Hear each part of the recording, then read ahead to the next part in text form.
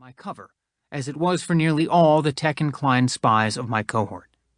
I was sent to Japan, where I helped to design what amounted to the agency's global backup, a massive covert network that ensured that even if the NSA's headquarters was reduced to ash in a nuclear blast, no data would ever be lost. At the time, I didn't realize that engineering a system that would keep a permanent record of everyone's life was a tragic mistake. I came back to the States at age 28 and received a stratospheric promotion to the technical liaison team handling Dell's relationship with the CIA. My job was to sit down with the heads of the technical divisions of the CIA in order to design and sell the solution to any problem that they could imagine. My team helped the agency build a new type of computing architecture, a cloud, the first technology that enabled every agent, no matter where they were physically located, to access and search any data they needed, no matter the distance.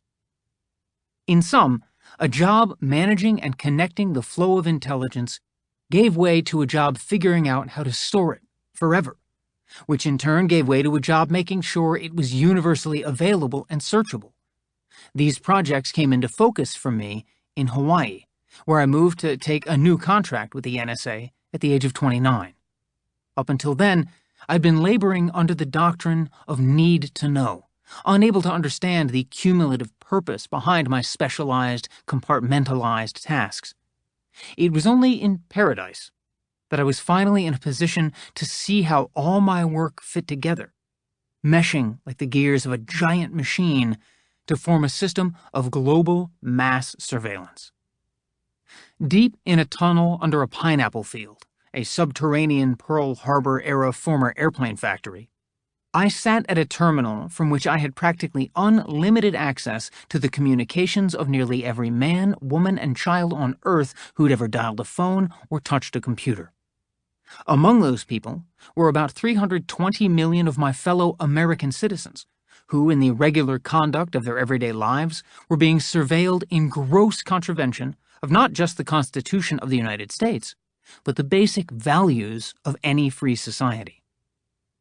The reason you're listening to this book is that I did a dangerous thing for a man in my position. I decided to tell the truth.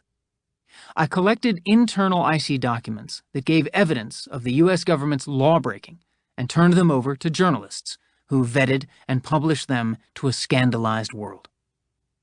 This book is about what led up to that decision, the moral and ethical principles that informed it, and how they came to be, which means that it's also about my life. What makes a life? More than what we say, more even than what we do, a life is also what we love and what we believe in. For me, what I love and believe in the most is connection, human connection, and the technologies by which that is achieved. Those technologies include books, of course, but for my generation, connection has largely meant the internet.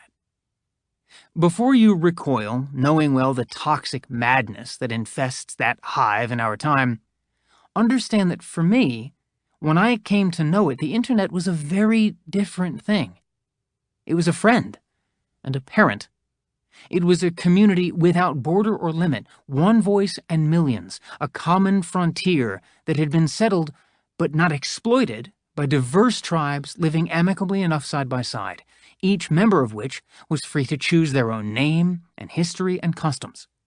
Everyone wore masks, and yet this culture of anonymity through polyonymy produced more truth than falsehood, because it was creative and cooperative rather than commercial and competitive. Certainly, there was conflict, but it was outweighed by goodwill and good feelings, the true pioneering spirit. You will understand, then, when I say that the internet of today is unrecognizable. It's worth noting that this change has been a conscious choice, the result of a systematic effort on the part of a privileged few. The early rush to turn commerce into e-commerce quickly led to a bubble, and then, just after the turn of the millennium, to a collapse. After that, companies realized that people who went online were far less interested in spending than in sharing, and that the human connection the internet made possible